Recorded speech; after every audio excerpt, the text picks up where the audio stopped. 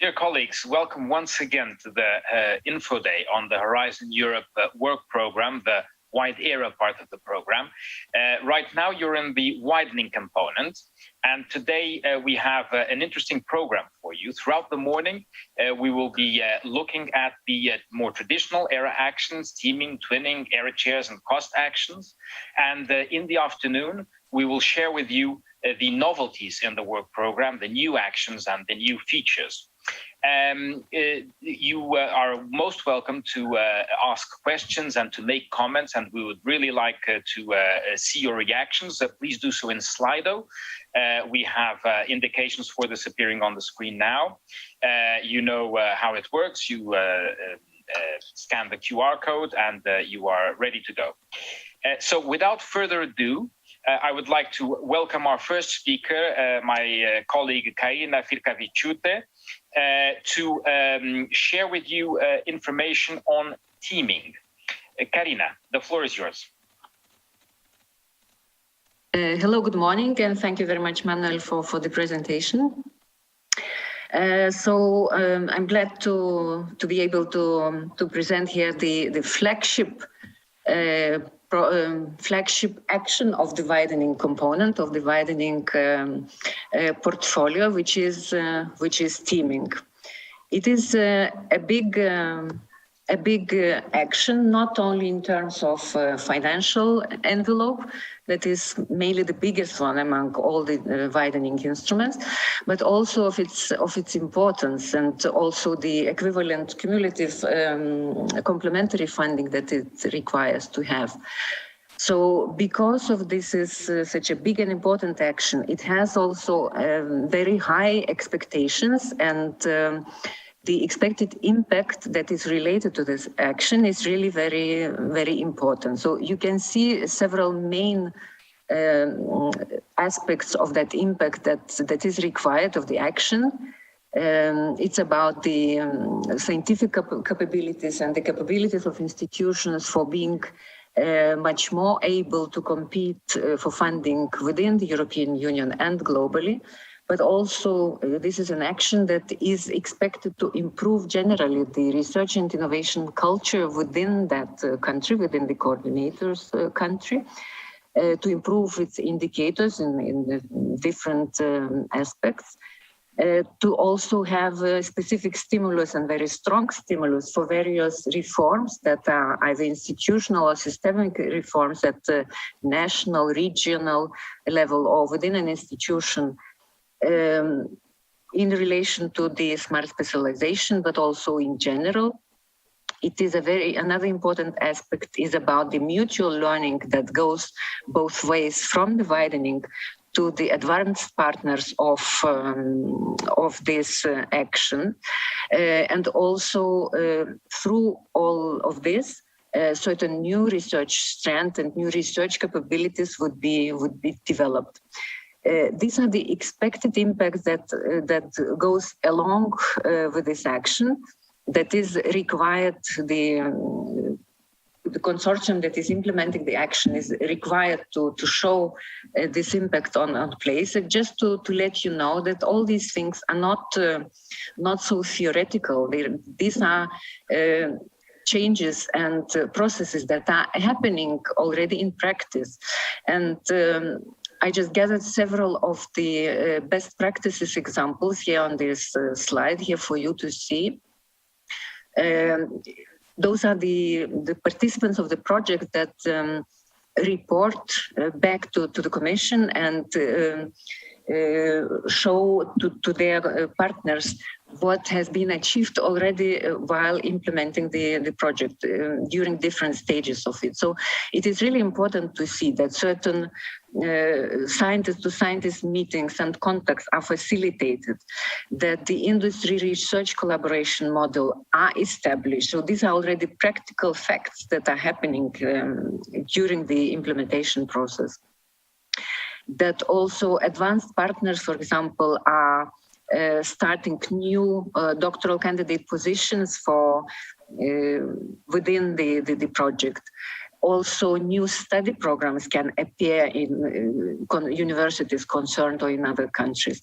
What is also very important that reported and underlined always by those consortia implementing the teaming project, that especially the coordinators, that their visibility and authority as an institution and as a consortium is absolutely increased on both national, regional level, but also internationally. There are several achievements in the field of research already reported, and new contacts here with advanced partners established. Also, different kinds of institutional reforms, increased key performance indicators, improved knowledge transfer. So, as you can see, and the list is not exhaustive. So you can see there are those requirements, and expected impact is happening there. So these are things that are driving the national systems forward, and this is also the expectation that Commission has while designing these instruments. Staying still a little bit on the practical side, I would like just to demonstrate as a very concrete example of the project that is coordinated by institution in the Czech Republic, dedicated to environmental health. And this was a project that is funded under the Teaming 2 call, the second call of the Horizon 2020 that happened in 2018 and 19. So these things that this project reports happens already during the first reporting period, which is first 18 months of the project life. And as you can see, there are already very substantial achievements in both administrative, also research and fields, and also for the advantage of the institution that is doing, also the region, showing already a part of this expected impact happening in place. Like, for example, that the concepts, these strategical ideas of partners of this project are already being included into the national innovation strategies.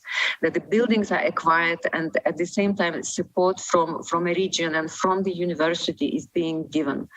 The coordinator of the project has already received the award of director of the university. It's only 18 months after the project started. So it's really important achievements that can be there in place. And this is only one of the projects going on. They are different in topics, of course, different kinds of achievements can be there, but this is all possible.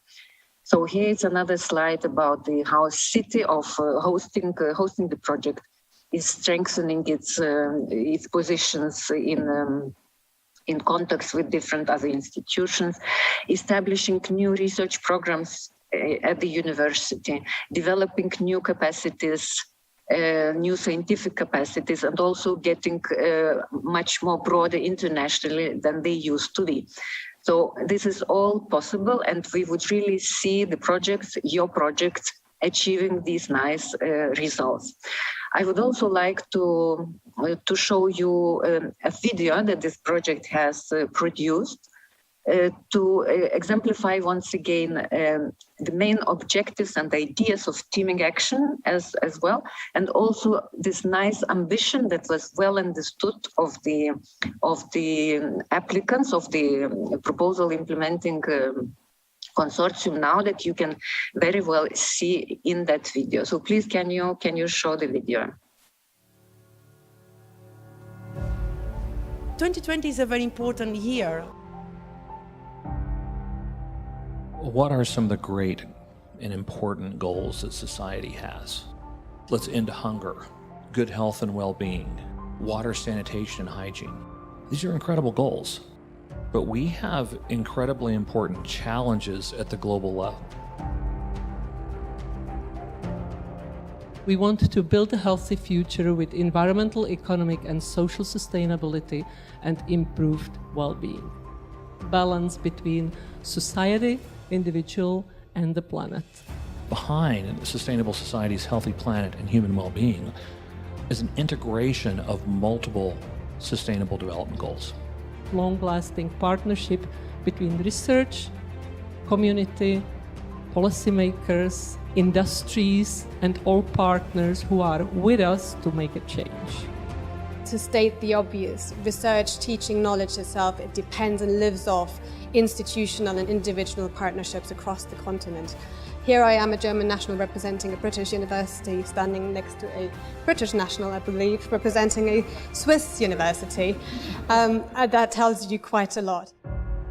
One particular work package that we're very excited about is how we can contribute to the understanding of brain diseases, particularly Alzheimer's disease. What we want to do is focus on research that can innovate changes in the healthcare that makes your life better.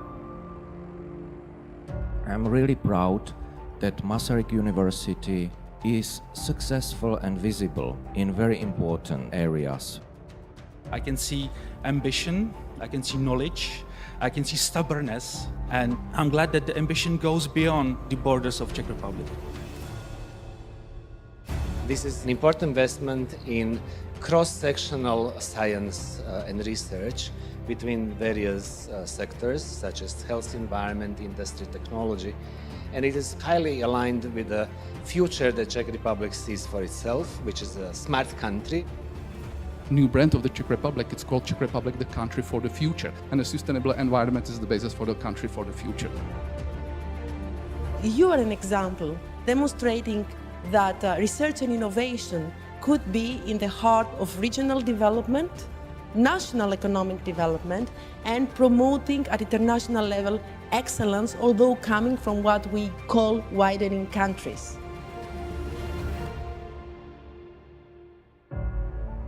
It's about partnership, it's about scientific partnership, it's about bringing East and West together, about crossing the gaps, about creating just one era, one successful European research innovation community.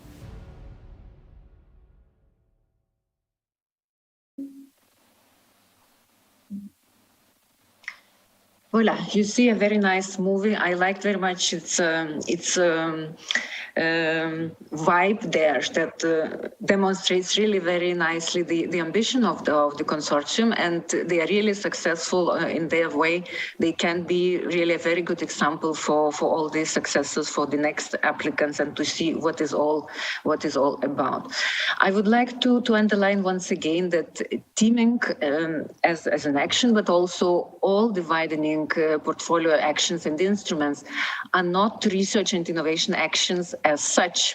And so they cannot be the goals in themselves. So they are just actions supporting certain facilities or capacities in order to bring the research scene to the next level, to contribute to the development of the R&I system in principle in the country, but also broadly seen in Europe. So we need to very well understand that the main objective of teaming to develop to create new centers of excellence or to update the existing, upgrade the existing ones.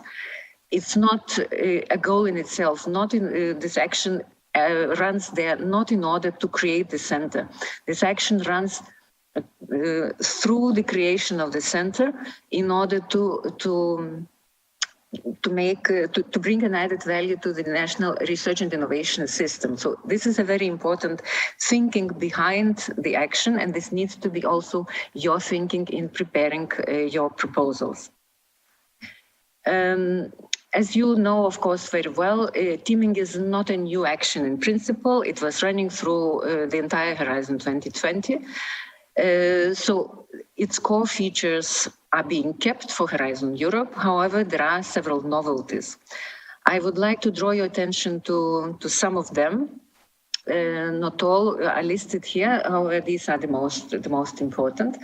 So you would need in your application to very well justify why this particular scientific domain is chosen and how is its relation to the state of the art of this domain. Also, the next novelty is a very important one. Even teaming being a coordination and support action, as also mainly all other widening instruments in this portfolio, certain amount of the research costs for this action is now fully eligible. And in the case of teaming, it should not exceed 10% of the total Horizon Europe grant. So the separate research work package can be there. It is also much stronger required through this action to develop research management capacities. So the application needs to put important attention to these aspects. For the implementation of the action, for the complementary funding, the aspects of synergies are facilitated, and we will see a little bit in more detail that afterwards. One of the aspects of the synergies is also that the evaluation at the second stage of the evaluation for teaming is so-called a joint evaluation. So paying attention to both parts of the grant, of the potential grant. So both Horizon Europe grant and that other part that is obligatory and required, the complementary funding from whatever source it can be. So going into the practical details of the call, we are talking here about a grant that is, as mentioned, a coordination and support action that would run up to 6 years. And from Horizon Europe, you can request up to 15 million euros. A very important next condition is there that an equivalent to the Horizon Europe grant and obligatory is a complementary funding to have. So a double of this amount is necessary in order to succeed in the application. The application itself is also a little bit different now from Horizon 2020 because it is a single application with a two-stage evaluation procedure, which used to be different in Horizon 2020. There used to be teaming 1 and teaming 2. Now we have only one teaming, however, evaluated through two-stage procedure with, as mentioned already, joint evaluation happening of all funding sources that are necessary for the grant, for the action, happening at the second stage of evaluation. The requirements for consortium didn't change, so they stay the same. The main beneficiary should be from the widening country, and they need to have one or two, at least one or two strategic partners, so-called advanced partners from leading universities or research organizations from different countries. This is important. And once again, to underline, also a general novelty for the entire widening portfolio, that widening countries are now a little bit more different than it used to be in Horizon 2020. So next to so-called EU 13 countries or the usual suspects of widening targeted group, also Portugal and Greece are eligible to be coordinators under these calls, as well as associated countries. And what is absolute novelty for Horizon Europe is the outermost regions are eligible to host, to be the coordinators, to host those projects on their territories. The conditions of the call are the following. So the call is already open. You can consult it on the Funding and Tenders portal, with the deadline for the first stage early autumn this year. And the second stage will run in the next year. So this is a usual procedure for the two stage. Only those proposals that are well evaluated and going through the first stage will be invited to submit a proposal at the second stage. Indicative budget for the entire portfolio for this action is this nice number here. It's much higher than it used to be before. And so expected EU contribution from Horizon Europe is from 8 to 15 million euros. As mentioned, the obligatory funding with the equivalent amount is also necessary from other source, whatever source it can be. It can be private, it can be national or regional funding. It can be cohesion policy programs, if applicable, if those countries are the ones receiving, participating at cohesion policy programs. And so with this, with the indicative budget of the entire portfolio, we expect that more or less 12 projects can be funded under this goal. As mentioned, synergies under Horizon Europe, not only for teaming, but in general, are simplified in a way that the grant, the general block exemption regulation and the common provisions regulations governing both state aid and the cohesion policy programs are now updated and edited in a way that they match Horizon Europe requirements. So the synergy is already in place in the legal basis for those actions. So in this case, it means that for example, the funding rates for the complementary funding that would come, for example, from cohesion policy programs would be the same as for Horizon Europe. However, one single rule stays the same as it used to be under Horizon 2020, that investment in the infrastructure and equipment can only come from the complementary funding, not from the Horizon Europe itself. And now a little bit more in a detail on both stages for this call. I would like just to draw your attention to have as a final and as an absolute and the only real source for information. This is the work program itself. So all the details are mentioned there in much fuller way than I have it here on my slides. So the main reference point is the work program text. That's why the list is here is not an exhaustive one, and in no way a reference point for you to prepare your application. However, just in very general terms, so on the first stage, what are you required to do? So you are required to suggest a conceptual approach, a certain strategy for how you would build or develop or upgrade the Center of Excellence. What is your strategic vision for the center and also for the partnership, because it has to be settled here from the very, very outset of the project. Another very important aspect here is how you would see the complementary funding coming, from which sources. Are you sure it will be there? Because it's really necessary to have, and without this condition, you will no way get well evaluated. And also a very important aspect here is to envisage already at the first stage the autonomy of the forthcoming center, how it can be managed, how well it can manage it on its own. And the human resources strategy is a very important part of that. So how well this center can manage its own personnel in how they can see which persons, what kind of professionals are needed, and what is actually already the plan, whom they want to have there. And at the second stage, all the main points are requested to be presented in much fuller way, of course.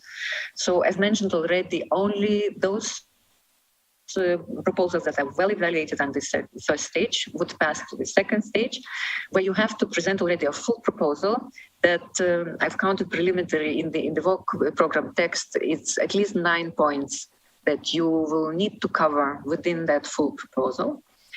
There you need to be also very explicit about that research component and actual research work that you would, if you consider to do it, what you would do it, how you would spend that money. That's up to 10% of the Horizon grant for these issues. And also the same applies to the general funding of the project. So investment plan, including for the complementary funding from whatever source it comes, you need to present it at the second stage. And it's really a very, very important element of the application. So all possible aspects need to be clearly explained there. There should be also already a letter saying that, yes, you're absolutely sure that, or an institution that ensures you have that complementary funding. This is also an important aspect for evaluation. So this binding commitment for the complementary funding needs to be there, especially for the second stage. However, a certain reassurance on that you need to demonstrate on the first stage already. So in a very broad sense, that was it from my side, and I'm happy to take your questions if there are some. Thank you very much, Karina. This was an extremely interesting and complete presentation, in particular since, as we mentioned at the beginning, this is a well-known action. We all know teaming, but of course there are new features and there are new things to pay attention to. So I think you gave us a very good overview of what colleagues need to keep in mind as they prepare their applications. So thank you for that. We most certainly have questions in Slido. I don't know if we're ready to see them now. So we have here a first question on matching and or complementary funding for teaming. Is there a minimum that has to be in cash and or in kind, in a lump sum at the beginning, or staggered across 7 years? If a government offers a site to host the Center of Excellence, can the renting costs be taken into account as matching funds? So quite detailed questions here. Karina, would you like to address some of these? Yes, well, detailed questions, however, they relate to several very general notions there, because in-kind contributions are not accepted there. So it should be real funding there, so no in-kind contributions. And the binding commitment needs to come on with the second stage application for the entire amount of the funding, and the entire amount is at least as much as the applicant's request from Horizon Europe. So if they request 15 million from Horizon Europe, so 15 million needs to come from the complementary funding. The sources can be different. It can be a mixture of sources. In principle, it doesn't matter. However, the binding commitments need to be there, because without that second leg of the funding, these projects would not work properly. Of course, and I assume this replied to that other part of the question, which was whether it could be staggered over 7 years, or would there have to be a lump sum? So in a sense, you already answered that. Well, yes, just to precise, if I may, so there should be clarity from the outset of the project that the entire amount will be eligible for the project. And then it depends a little bit on the operational level, on the practicalities, how big amount when is needed. So this is not regulated. This is up to the particular situation of the proposal. However, the entire amount needs to be set aside in whatever program it is from the very outset of the program. Thank you, Karina. That's very clear. Still on complementary funding, we have a question here about, again, in kind. I think you've replied that, and I think that's clear. But then it asks, for example, equipment, if funds from ESIF are not committed to any expenses, can they be used to co-finance a teaming project from the applicant itself? Are national authorities part of the evaluation procedure? So I think here the question is more about the use of ESIF funds, really.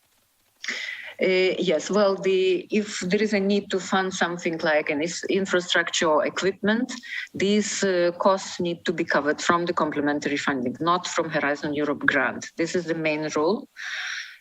So I can imagine the question is relating a little bit about that new joint evaluation procedure, which is still under development, and we don't have much more details now than it is in the work program text, with the very general requirements, especially that relate the cohesion policy programs.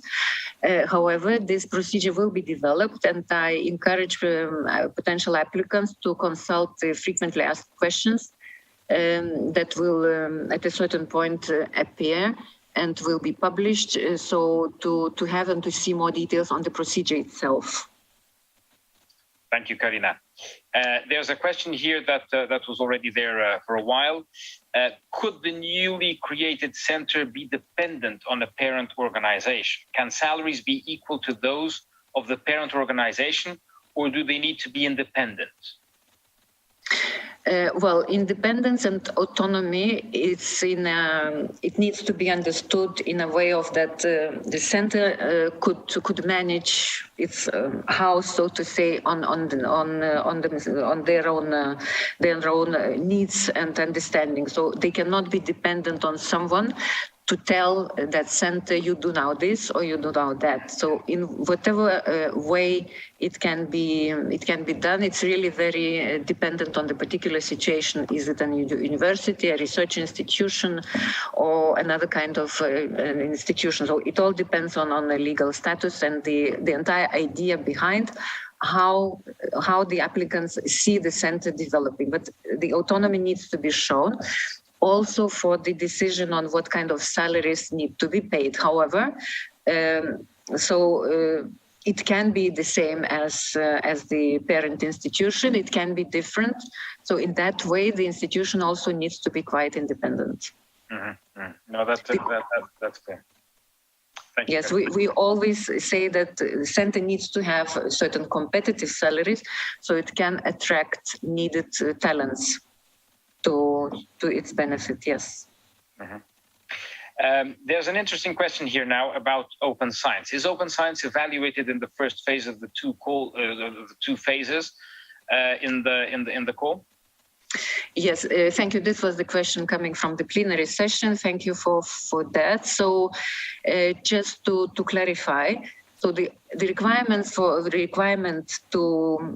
open science is there for all projects running under European programs, so Horizon Europe as well. So this is an obligation that all applicants need to follow and need to describe it, how they will do, etc. So it is not kind of that we can evaluate or not evaluate. It is an obligation that needs to be fulfilled by applicants in the proposal, and then of course in their implementation of this action.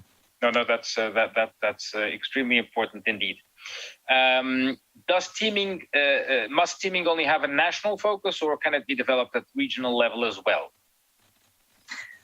Well, it all depends. Of course, it can be developed at the regional level. It all depends how country is organized, and there are several examples running now also on the regional aspect. So yes, of course, it can. It needs to be, however, in the widening country eligible to host that this action.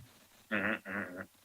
So just to clarify, a region of Spain, if it is not an outermost region, is not eligible to host coordinator. Okay, thank you.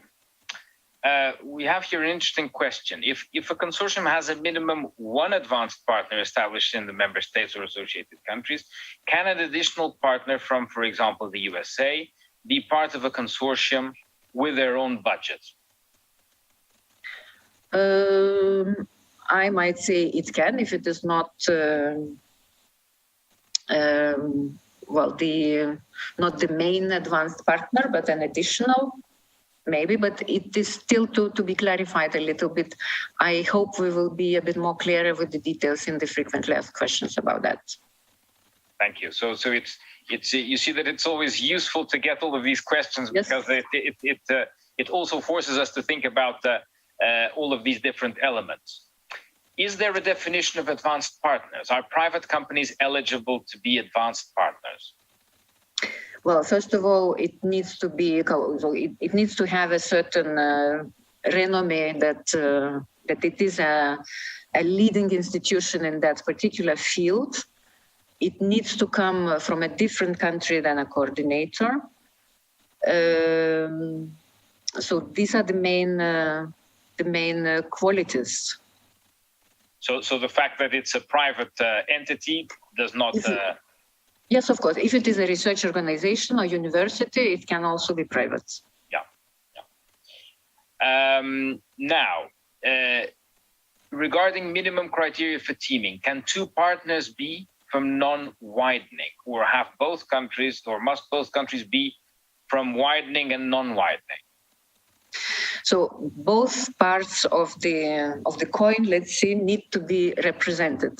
So it needs to be a main beneficiary, the coordinator, that is the widening country. This is a minimum requirement. And there need to be one or two partners from advanced institutions, from different countries than the coordinator. How many more partners the consortium would have is up to the particular consortium, and the need, of course, the quantity needs to be justified and, of course, measured according to the needs and to the added value that they would bring. But the minimum requirement is main beneficiary in the widening country, and at least one or two advanced partners from different countries, from advanced institutions. Yes, I think that's clear, and I think that really answers the question. So there's at least the main beneficiary from a widening country, and then an advanced partner. So this is the minimum, let's say, requirement for a project. Yep.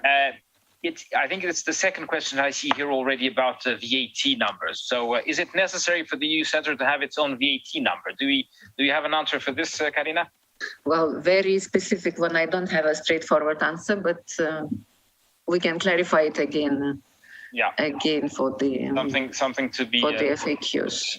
Absolutely, yeah. Now we still have a few minutes, so we can look at a couple of more questions. Can you provide us with more details on the investment plan you are referring? What could be its elements? I think this could be a good opportunity to explain a little bit about this. Yeah, well, so the investment plan needs to show how the funding from both sources, from Horizon Europe and that other source or other sources that are there, the complementary sources, what it will be used for. So how this money that would come from both sources would contribute to the development of the center in order to, as I mentioned before, to develop and to change, to upgrade the research and innovation system or the organization towards which is working. So once again, team again in itself and this center of excellence that is being built or being upgraded is not a goal in itself. So this investment plan needs to strategically show how this investment that will go through this grant would contribute to those higher objectives, why it needs to be there, why it needs to be in this particular scientific domain, how detailed it can be, so how well it should be justified. And it's also a part of it is this binding commitment that needs to come from organizations providing the complementary funding. So these are the main lines of the investment plan. Thank you. I think that was also quite clear, and I imagine this is an issue that many colleagues here are thinking about. Still a little bit about complementary funding. There's a question here which is about to whom should the reporting of complementary funding be made, national body or Horizon Europe? I'm not sure I understand the question, but maybe you could take the opportunity to clarify once again a little bit what the complementary funding is about. Yeah, well, I imagine the question is because since this complementary funding would not come from Horizon Europe sources, and Horizon Europe grants are being, and all the actions are being monitored at a certain periodical level. So the question is most probably whether it refers also and is relevant to the complementary funding. So yes, of course, in principle. So even now for Horizon 2020 projects, the general situation is being monitored from both from the complementary funding side, but also for the Horizon Europe. So it will be continued the same with most probably a little bit different procedural rules that will be for now for Horizon Europe, since this joint evaluation will be in place, meaning that already from the very outset, it will be clear both for the Commission and for the complementary funding funders how the general investment exactly is being used, for which purposes, so that double funding is avoided, etc. So consequently, the project will be monitored also from both sides. The procedural details cannot be explained at the moment yet, but it will come in a due time. Thank you, Karina. Our time is almost up, or is practically up, but I give you one last question, which I think is quite interesting. Can teaming applicants request significantly smaller amounts, such as 3 or 4 million euros? Well, as you will see in the work program text, we say that the amounts ranging from approximately 8 to 15 millions are being expected. We believe that with small amounts, it will be rather difficult to achieve those quite ambitious goals that are related to teaming action. So in between 8 and 15 is still okay. With less, it is not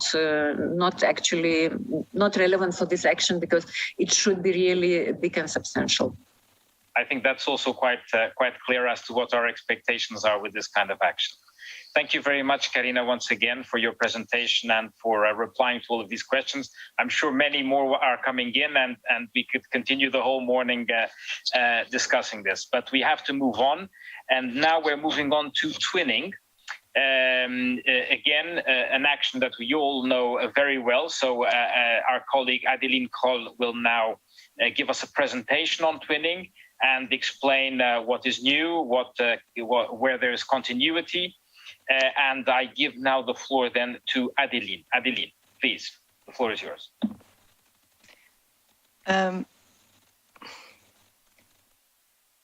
Hello. Hi, Adeline, please go ahead. Yes, good morning. Here are my slides.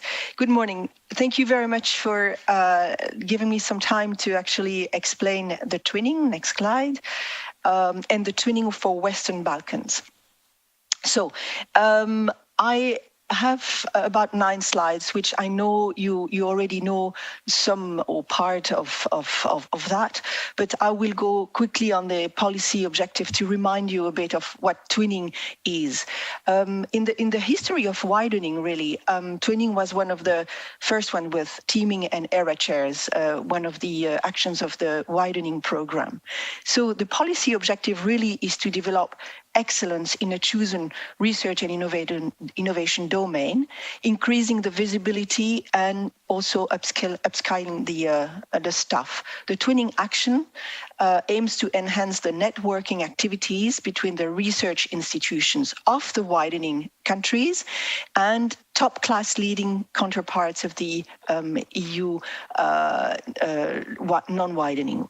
So basically what we need is there will be at least 2 research institutions from 2 different member states or associated countries. Twinning actions intend to really help to raise the research profile of the institution from the widening country, as well as the research profile of its staff.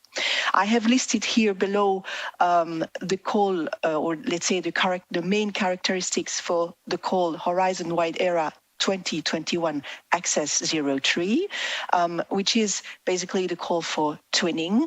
There is a quite substantial budget under Horizon Europe, 149 million. The expected EU contribution per project is 0.80 to 1.5 million, and we expect to have more or less 100 projects to be funded. So something that I will come back to later, the proposals also submitted under this call, under the call on twinning Western Balkans are not eligible. So you cannot have use the 2 calls. You have to choose either the twinning for Western Balkans if you are within those conditions, or the, let's say, normal twinning. Next. So who is the main beneficiary? So the main beneficiary and a network of partnering organizations. For the partners, the minimum condition, and here I really insist, there is 1 institution located in a widening country, so what we call the coordinator, and a minimum of 2 additional partners from 2 different member states or associated country other than the country of the coordinator. How is it done? So what kind of actions can be done? So here's some examples. Short-term staff exchanges, expert visits and short-term on-site or virtual trainings. We know that there are a lot of virtual things going on. Workshops, conference attendance, organization of joint summer school type activities, dissemination and outreach activities, and I will come back to this is new, a research project. So the novelties under Horizon Europe are, first of all, that you have now to justify the chosen scientific domain and the relevance to its state of the art. Second, that the research or some research costs for this CSA are now eligible. However, they don't have to exceed 10% of the total Horizon Europe grant. There is more emphasis on developing research management capacities, and there is a need to demonstrate a more integrated policy approach and enhance synergies with regional policy, transnational missions, and gender issue. I will come back to this. Next, please. So in terms of the synergies, we insist to have synergies with the regional policy, transnational missions, regional smart specialization strategies, etc. Sometimes these regional aspects have different names in different regions, but this is what we need. What are the expected outcomes? The improved research and innovation culture of and in the coordinator's country, to have a stimulus for institutional and systemic reforms at the national level, to have mutual learning and two-way benefit from and to the partners from leading scientific institutions from abroad, and to develop new research strands in relevant domains. Next. Now, I would like to give you some information about this new action, which is Twinning Western Balkans. You will see a number of slides here, but basically everything that is valid for the general twinning, the old twinning action, is of course valid for the Twinning Western Balkan, except that of course, if you are here outside the Western Balkans, you cannot bid for this twinning. However, I will repeat here in my slide. So the policy objectives here are to reach the goals of the economic and investment plan for the Western Balkans. And this is, as I said, a twinning restricted to the Western Balkans with exactly identical conditions to the twinning calls. Below, I have listed the characteristics for this Western Balkan twinning. So the opening was on the 29th of June, and it will be closing by the 5th of October of this year. The indicative budget is 21 million, and same thing for twinning. The expected EU contribution per project is 0.80 to 1.5 million. We expect to have about 14 projects to be funded. Next. Who? So here we have to look at that the coordinator must be a legal entity established in one of the following countries. And here I have listed all the countries that can bid for this Twinning Western Balkans. The twinning for the Western Balkan links so the coordinator must be located in a Western Balkan country with at least 2 leading research institutions from 2 different member states or associated countries in the role of the advanced partner. So this scheme is the same as the normal twinning. Next. So at least 70% of the budget for research activities must be allocated to the coordinator from the above stated eligible countries. How? And I repeat here, it's exactly the same kind of activities. We go from short-term staff exchanges to expert visits, virtual trainings or short terms on visit, on site, workshops, conference attendance, organization of summer schools, dissemination, outreach activities, and there was also a component on research. The expected outcomes is the special twinning call for Western Balkans will contribute to the wide policy initiative to support the Western Balkans. And this investment plan aims to spur the long-term economic recovery of that region and support green and digital transition, foster regional integration and convergence with the European Union. Next, please. So these are the same as for twinning, and I repeat, the idea is really to improve excellence and the capacity and the resources in the Western Balkans countries to enable them to close the still apparent research and innovation gap within Europe, to enhance the strategic networking activities between the research institutions of the Western Balkan countries and at least two internationally leading counterparts at the EU level, to raise the reputation and the research profile, but also the attractiveness of the coordinating institution from the Western Balkan country and the research profile of its staff. So this is very important. And also to strengthen the research management capacities and administration skills of the staff working in institutions from the Western Balkan country, improved creativity supported by development of new approaches in research and innovation collaboration, increased mobility inwards and outwards of qualified scientists. Next. So basically here, what you will find are the challenges of twinning. So here, what you have to really please pay attention. So first of all, there is a wide range of possibilities offered by twinning. So somehow it is not really easily understood. Somehow you have to consider that all the widening that you have in front of you is a toolbox. I like to say that when you are looking at considering to apply for twinning, also consider to apply for an ERA chair, or different ERA chairs or different twinnings. Basically, you have a toolbox here that is at your disposal, really. Second, the collaboration and the management at the management level can be challenging. So what is really important at the first place is to try to establish a very solid partnership and a strong engagement of the advanced partners. So we have seen that one of the challenges really of twinning is to be able to create trust and to create a win-win situation, both for the widening and the non-widening countries. Third, you have to really pay attention to the sustainability aspect of your proposal and how you will be able to maintain new networks beyond the end of the project. So for both partners, both the advanced and the widening, they should foresee a long-term horizon for cooperation. So even after the funding of the twinning will be done. So this is really kind of a kick. This is a start, and it should really, a really good twinning project will be seen after its life somehow. And the fourth challenge really is to try to focus on strengthening the research management skills in the coordinating institution. We have very good example of this. If there is a very solid partnership, then really the coordinating institution can really learn from the advanced partners on how to build better research management skills within their institution.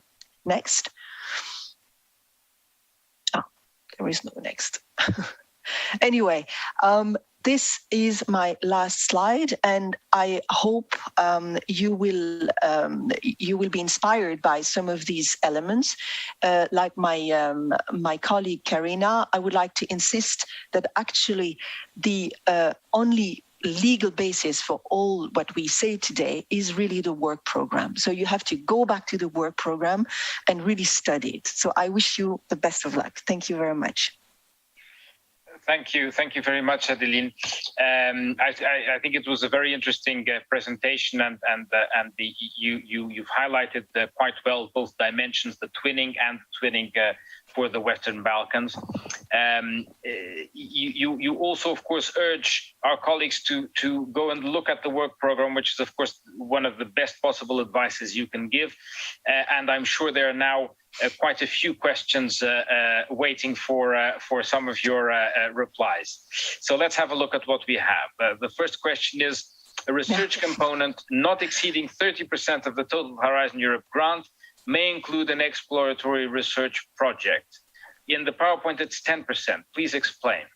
Right. Well, this is a trick. So this person has read very well the work program. You're absolutely right. This is a typo. It's 30%. Ah, well done.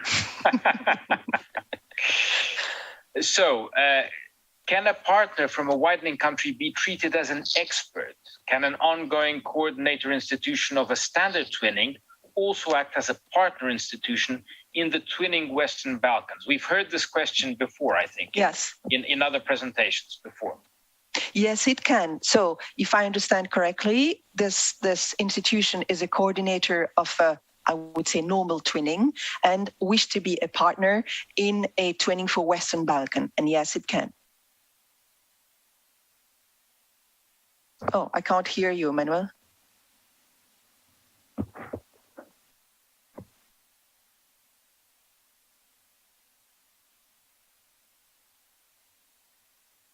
I don't hear you, Manuel.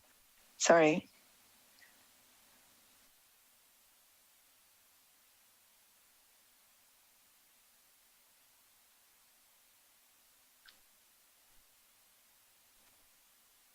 Can you hear me now? Yes. Okay, there was some malfunction here in my computer. I apologize for that. That's okay. Now another question here. I am interested in the direct cost categories in the twinning program with the focus on Western Balkans. Is equipment eligible costs under purchase costs? So what we call small equipment, you will see that in the work program, it is written as small equipment, not large equipment. Yes, they are. It must be described, however, what kind of equipment and how they will be used within the project. Okay, thank you. Now, gender equality plans. As you know, this is a big dimension in the Horizon Europe framework program, in the ERA communication of last year. Is gender equality plan required for the project proposal to be submitted within the Twinning Western Balkans deadline October 5th, 2021? I know we have had this question before. So yes, you are right that the gender equality plan is a new asset. So it is something very important. However, you have until 2022. So what you have to do before the deadline is to make sure that you write I would say a draft plan, but you will have until 2022 to finalize it. And once the FAQ will be posted, you will see that actually I have found an institution where a European institution on gender equality, and these people can help you to finalize your plan and to give you some ideas on how to really construct this and build this into your training. So this will be in the FAQ. Thank you, Adeline. That's good advice. Now we have two questions here about costs. 70% of the budget for research activities must be allocated to the coordinator from the widening country. Is this 70% of the total budget? I think it is, but we have to clarify this in the FAQ. Right. Yeah. Then again, we see how useful these questions are to also lead us to clarify every possible detail. And about twinning and its personnel costs, is it possible to hire researchers and project managers? So here again, this will be clarified in the FAQ because, as you know, there is a legal basis for this that we need to mention. But as you know, this is a CSA. So now the novelty is that some research can be done up to a certain level, and let's say that this part on hiring research managers will be clarified in the FAQ. Yeah. Okay. There's a question there on the hop-on, but we're not going to take it now because the hop-on will be discussed in the last session of the afternoon. So the colleague who asked this question, I urge you to attend the session in the late afternoon today. It's the last session of the afternoon, and there you will learn about how the hop-on works. In terms of evaluation, Widening calls our CSA, so will gender dimension and open science be evaluated in their R&I component? Is this the case, Adeline? Yes, like for any other projects, yes. Very good. And what are the criteria for the excellent institution in twinning? I would say that these are the same criteria for any other excellent institution, whether it's twinning, chairs, or other institutions. So there is no, let's say, define as excellent. Now, as a researcher, you know what excellence means. You know in your field when you have people who have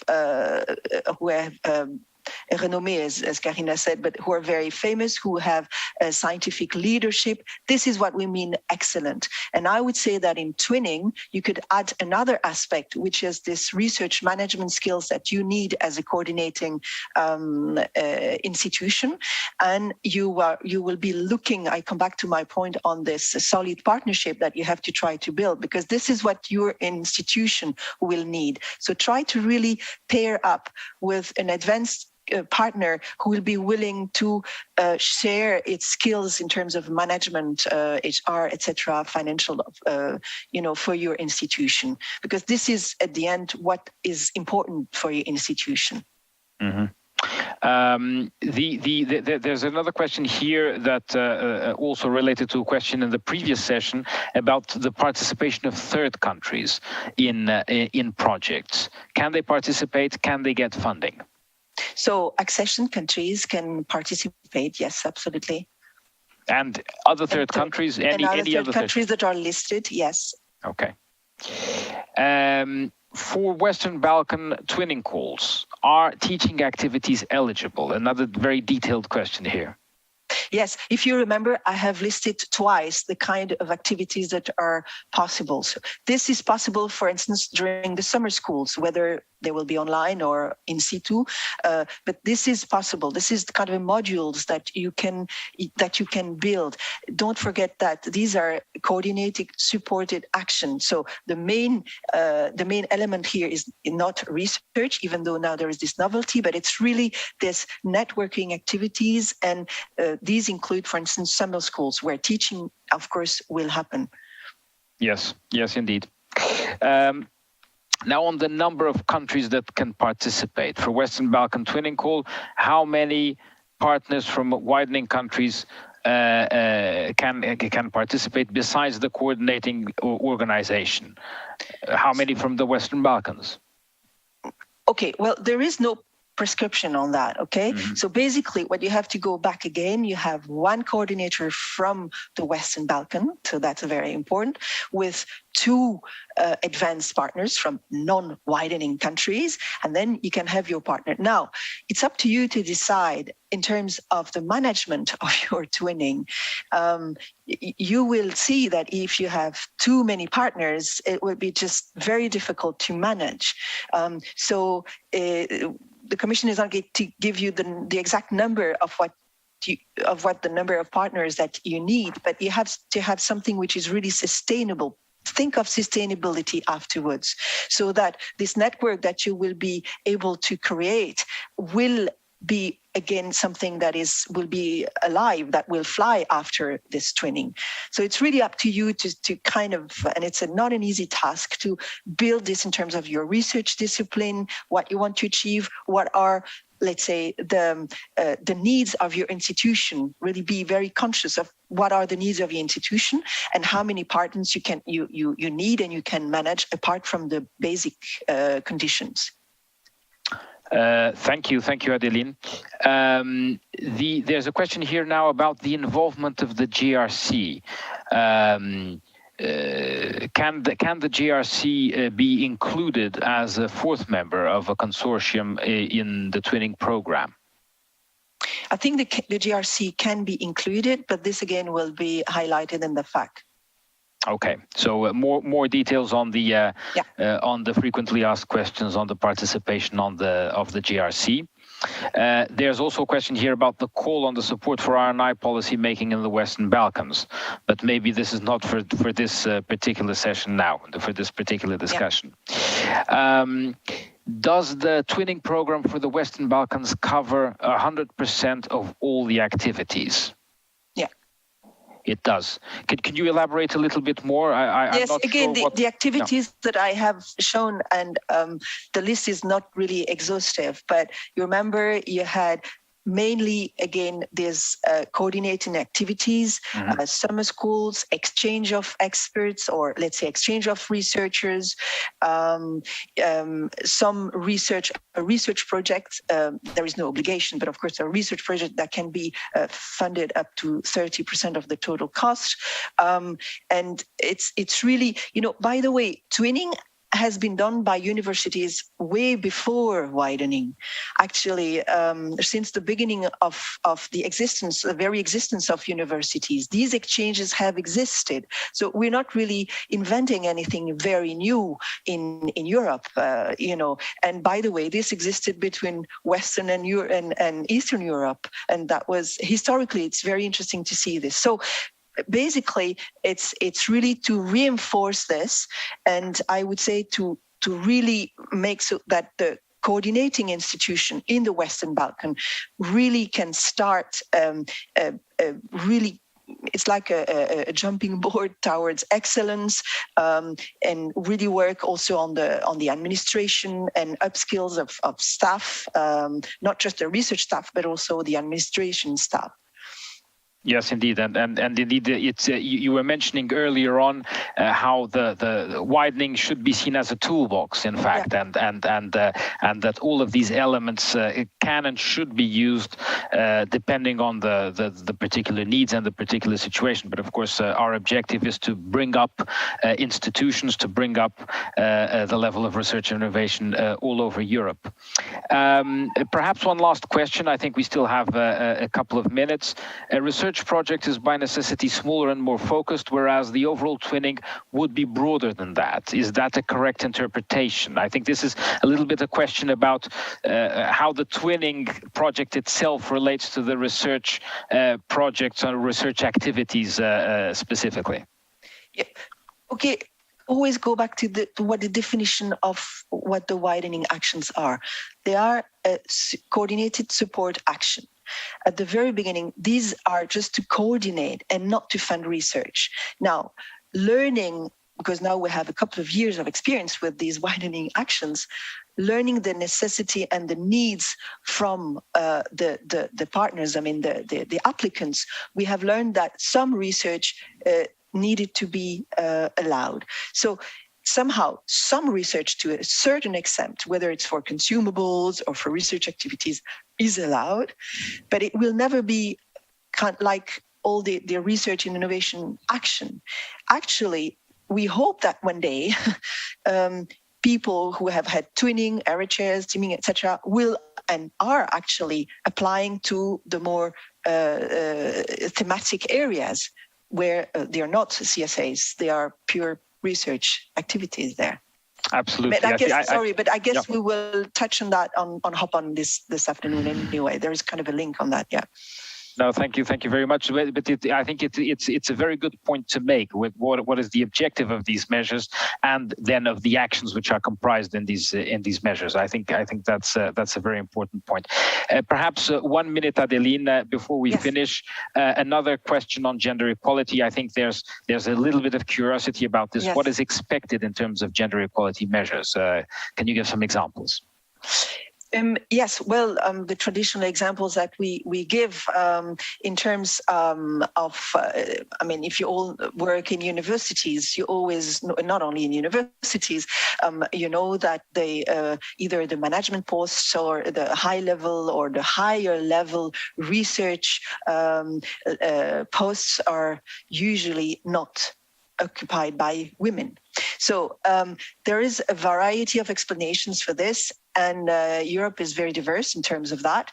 But for years now, we have accumulated studies and seminars and conferences about the need to involve more women into research, especially what we call math, engineering, etc. But not only, also on the administration level. This is, however, changing. However, there is a need to really formalize this. Hence, this needs to really have this so-called gender equality plan. Now, I think you shouldn't be too worried about this in a sense, because somehow this is the first time that there is this obligation. So the Commission will really scrutinize on how this is done and what are perhaps the pitfalls, what are the problems. As I mentioned earlier, there is this institute which will be mentioned in the fact that basically is helping people or researchers team who want to elaborate on the type of gender equality measures that they can implement within their organization. Not all of them can be implemented right away. That you can have a timetable, but as I said, at the deadline, which will be by October of this year, you will have to list what as a draft. You will have to demonstrate that you will do something, and you will have some time between by the end of 22 to really elaborate the final draft. I won't take too much the floor on this, but you will have definitely more examples in the FAQ. I do understand this is new for all of you. Yeah. Indeed, I think that would be very useful if the FAQ has some further details, because this is certainly a concern that many colleagues have. Adeline, I think we should stop here. I'm sure questions will keep coming in, but we need to move on. Thank you very much for your presentation and for answering these very diverse questions, obviously, and please stick around for the rest of the presentation. I now move on to another topic, which of course you know well, hugely important, ERA chairs.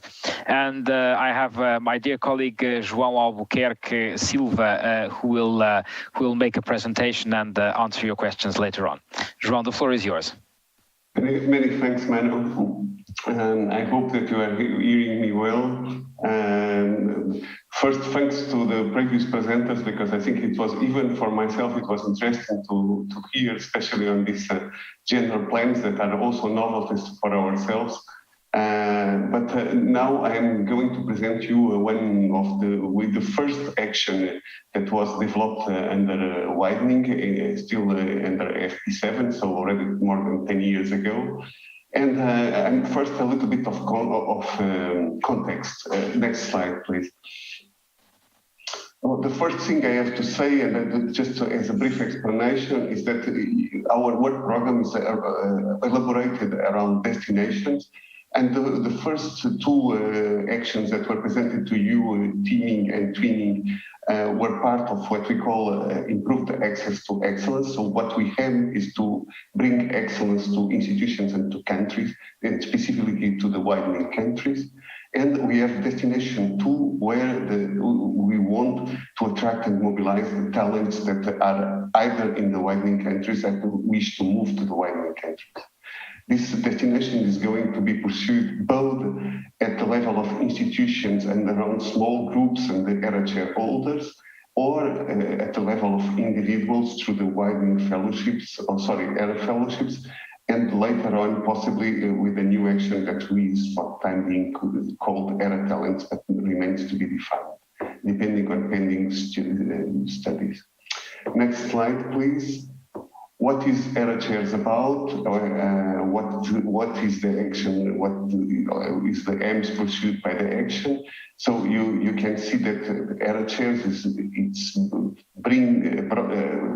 we bring together researchers and innovators that we call ERA shareholders into widening countries. The action also requires the creation of a research group that is dedicated to this objective. and also that institutions promote reforms that somehow to use the presence of an NHR holder to kind of move and be more in line with the area priorities, also better integrated in the European research area. What about this specific call? We have the name there, I will not spell it, but what is important to know, it's another coordination and support actions. The deadline for this call is the 15th of March of 2022, with an indicated budget of 80 million. The range of the projects in terms of spending, it is expected between 1.5 and 2.5 million of euros. This is not an eligibility condition, so as Adeline mentioned previously for twinning, this is what we expected, reasonable in terms of what is necessary to implement the action. But if justified, you can go a little bit above and a little bit lower, but needs to be justified in proposals.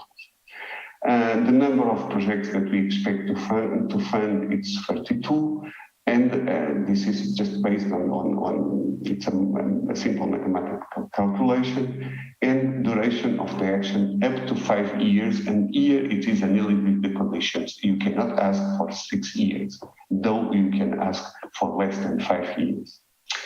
How and who can apply for this call? Next slide, please.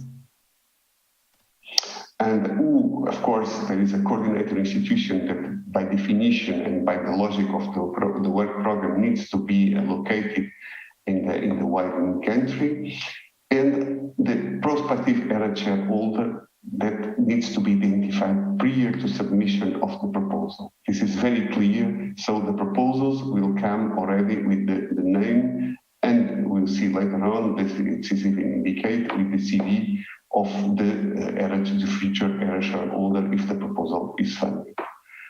It can be a mono-beneficiary action, or, and this is the only possibility, of additional partner. The proposal can be submitted together with the institution that is currently employing the future area shareholder. It's not an obligation. So you can only apply as a mono-beneficiary, and we only involving the future area shareholder. And of course, in this case, you need to present the area shareholder, as I've just mentioned. And what is the key and one of the most important, if not the most important step and the most important point to demonstrate in the proposals is how the presence of the area shareholder and the proposed activities will upgrade from the current status quo existing at the level of at least the research field that is going to be selected and around which the proposals will be built. Proposals need to contain a letter of commitment, both from this person that is willing to go to the widening country, at least partially, and also from the letter of the coordinating institution demonstrating also and stating the support that will be provided to the area shareholder and to the action and to the research group that is going to be created. This area share group team,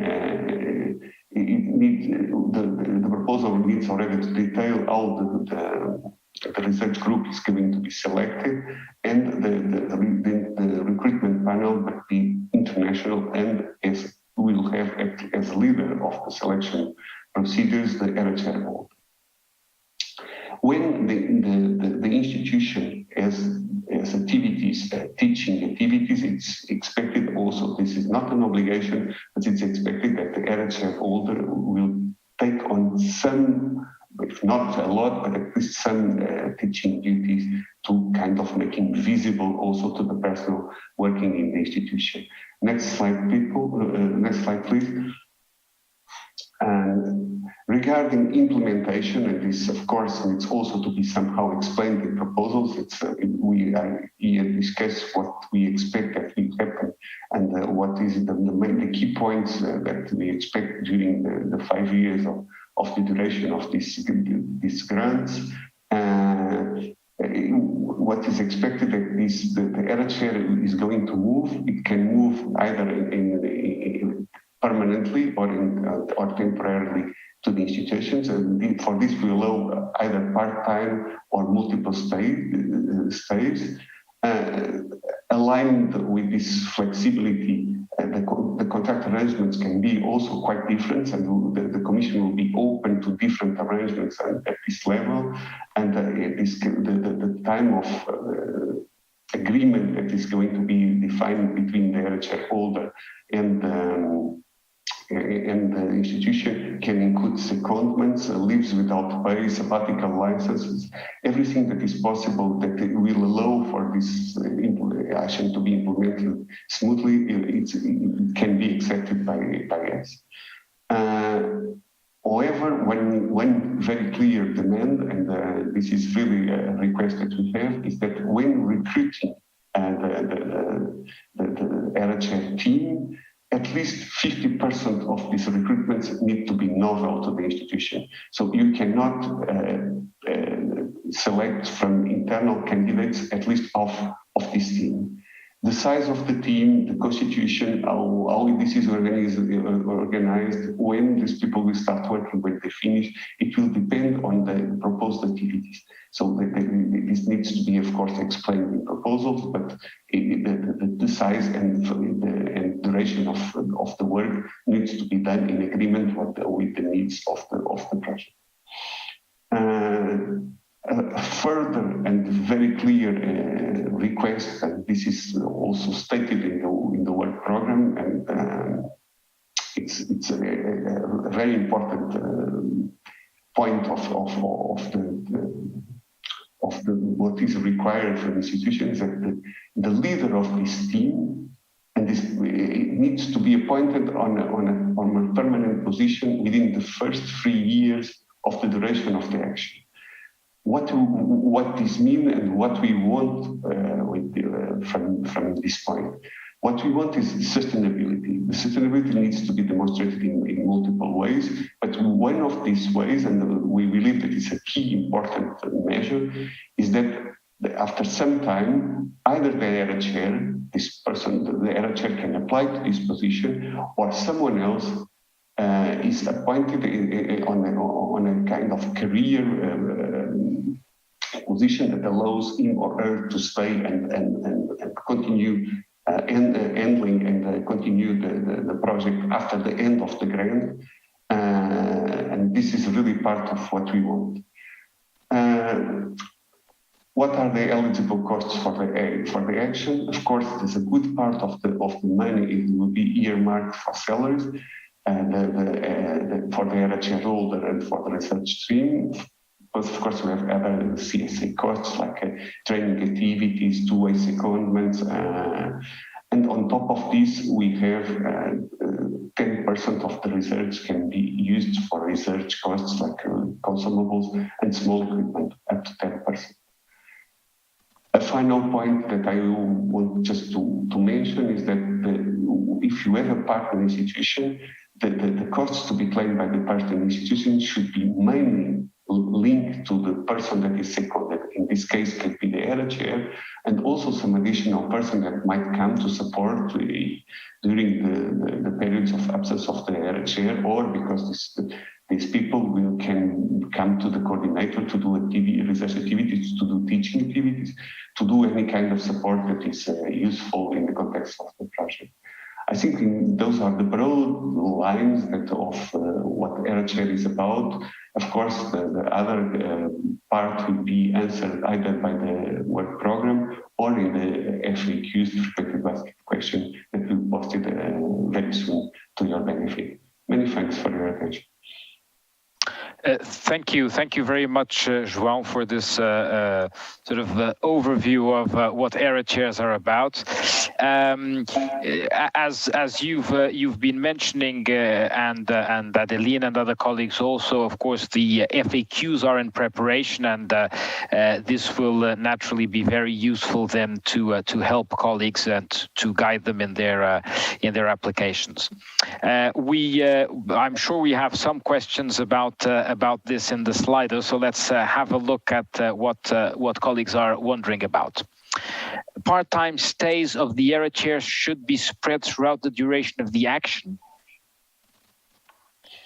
Well, this depends on each project, and there is this possibility, and there is also the possibility that at some point the contractual arrangements can change. So even during the duration of the action, we can imagine that if at some point the ERA chair wants to move on a permanent contract or just to increase the time that he's spending or that she's spending in the coordinator, this can be arranged either prior to the start of the grant and included in the proposals, or it is possible that if it's for a better implementation, that the contractual conditions can change. But if it's already foreseen at the time of the application that there will be a change, all changes and all the periods should need to be discussed and presented in the proposals. Sorry. So, yeah, I think that's quite clear. Thank you, João. The next question: can the future ERA chairholder be someone recently hired or someone on the verge of being hired by the coordinator institution? This is also not a new question. I've seen this one before. Well, I'm going to answer first on the negative way. What we don't want is that for the action to be used as part of the normal life of institutions. So if you already selected someone at the time of submission, we cannot claim that this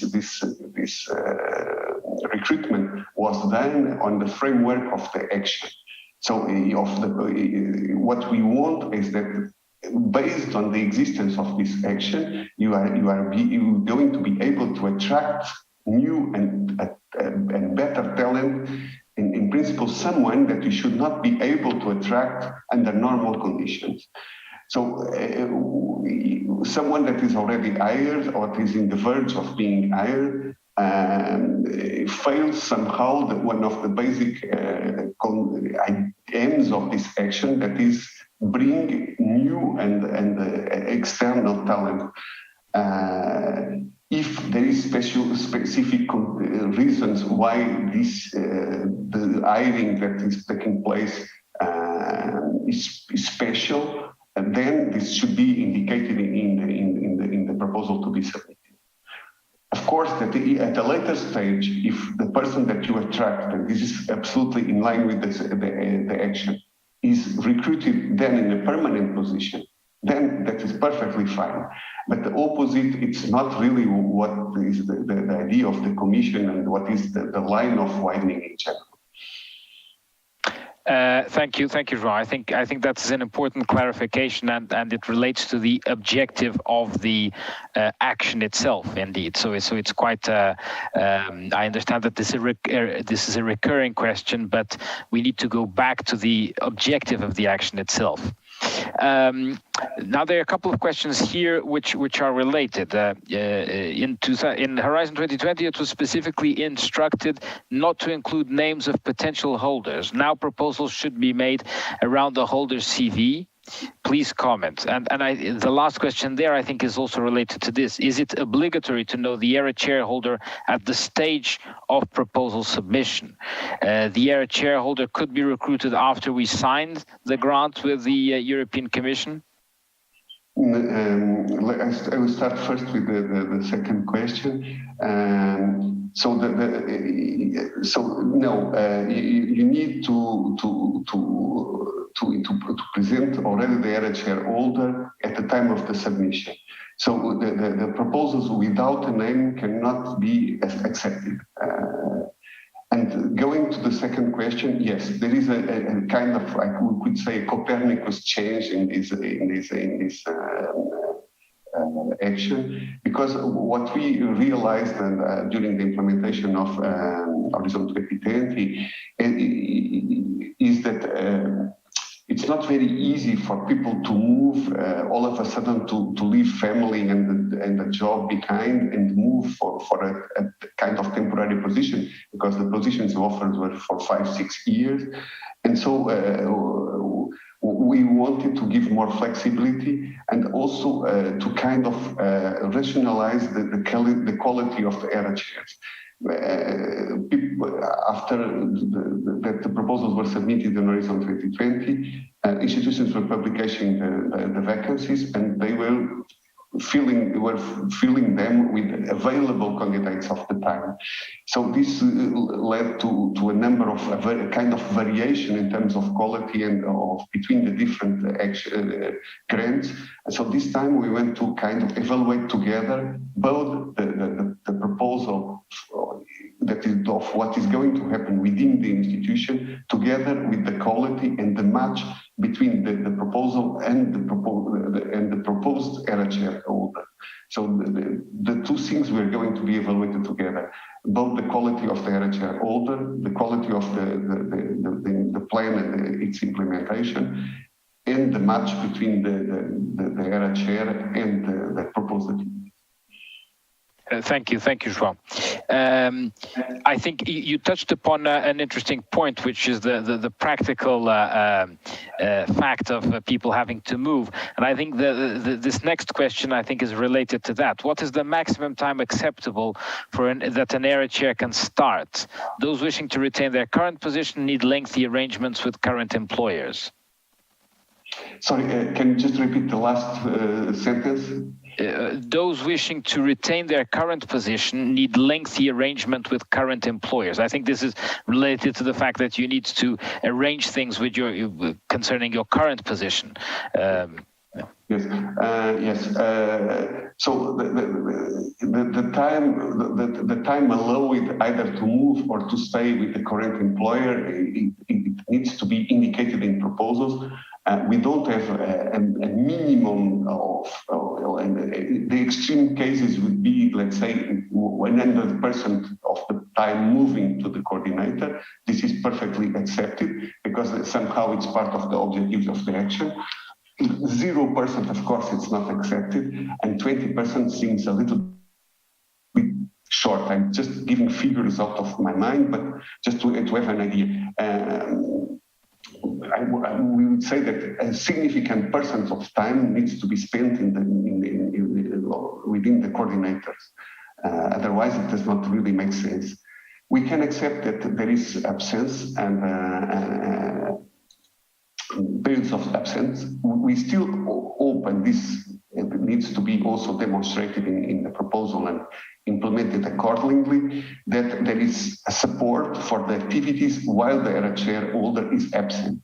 It should be ensures the follow-up of PhD students, of the laboratory activities, of all the activities that should continue to take place even while the ERA chair holder is absent. We know that with modern means, and we are using them right now, it's possible to provide support even from distance.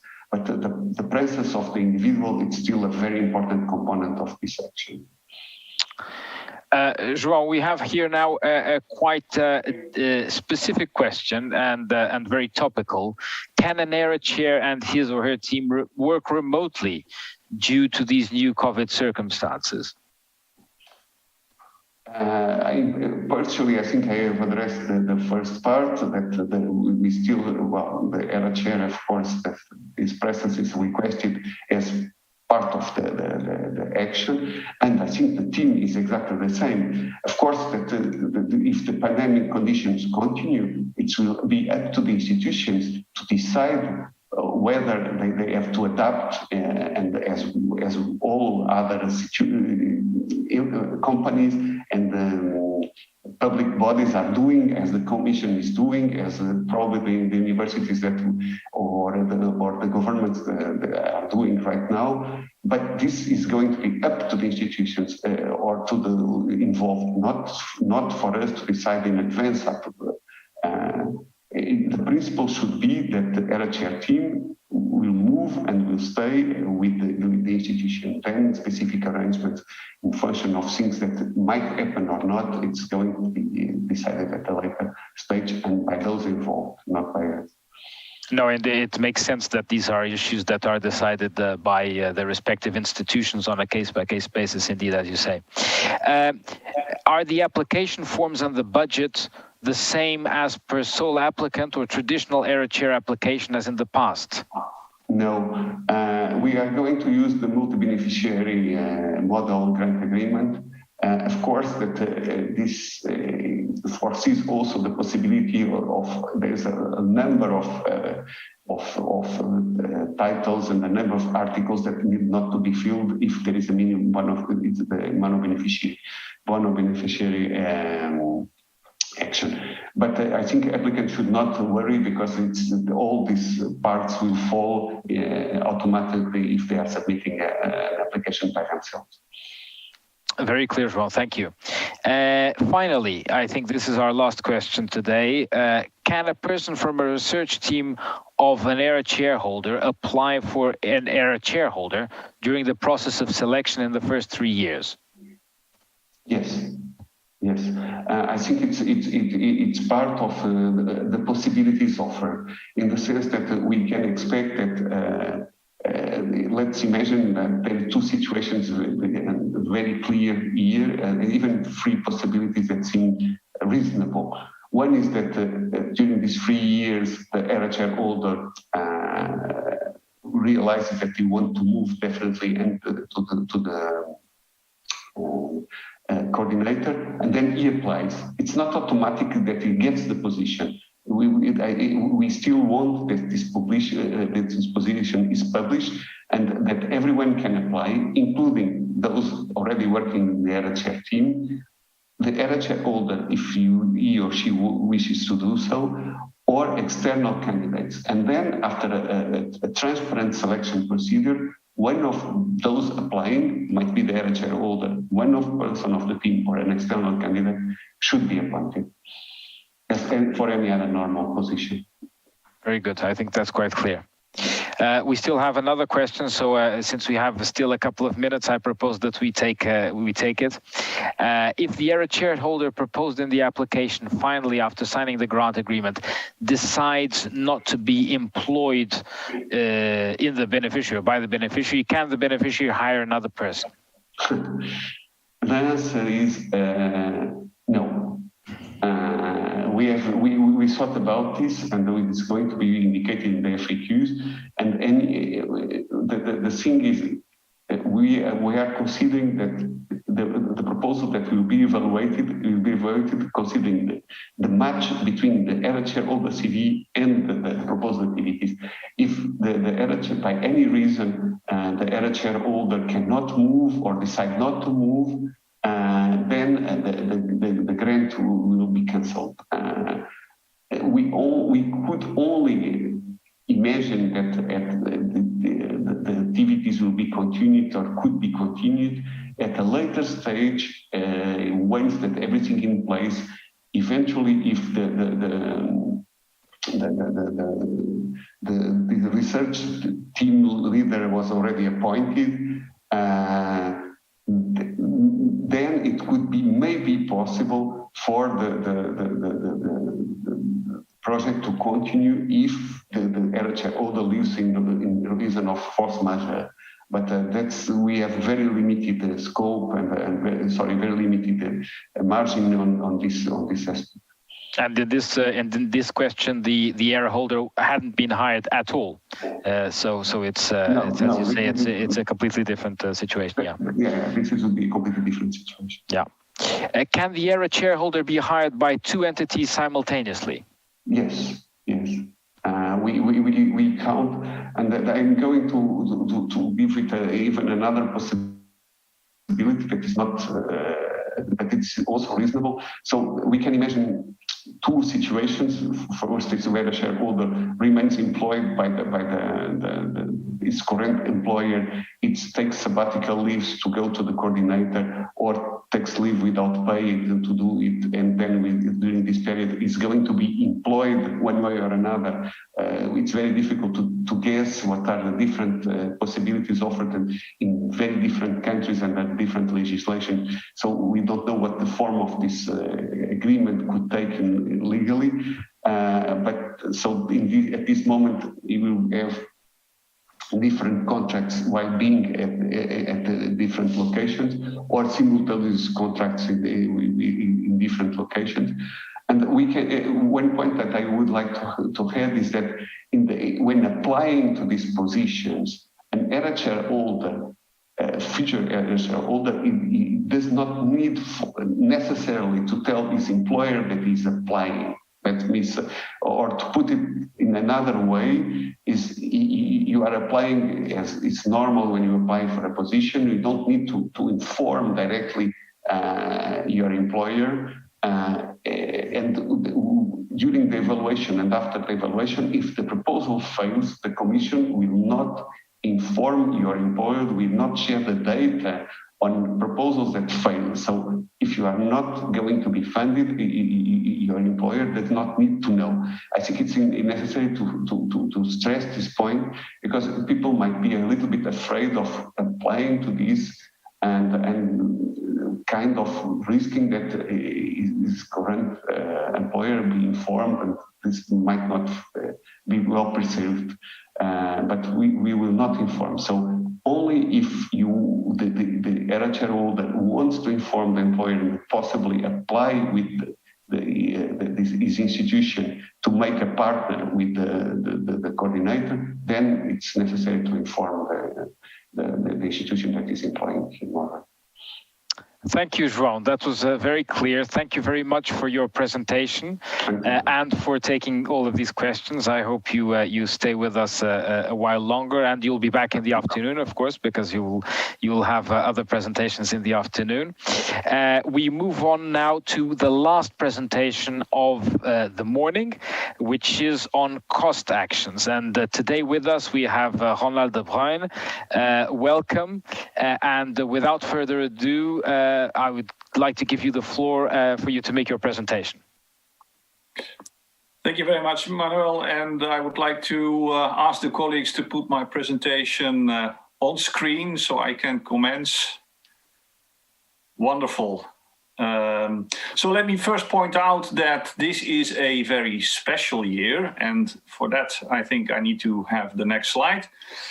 That means that COST is already around for 50 years, predating the research framework programs, as an intergovernmental initiative that has grown into a membership that even goes beyond, let's say, the European Union. We currently have 38 members.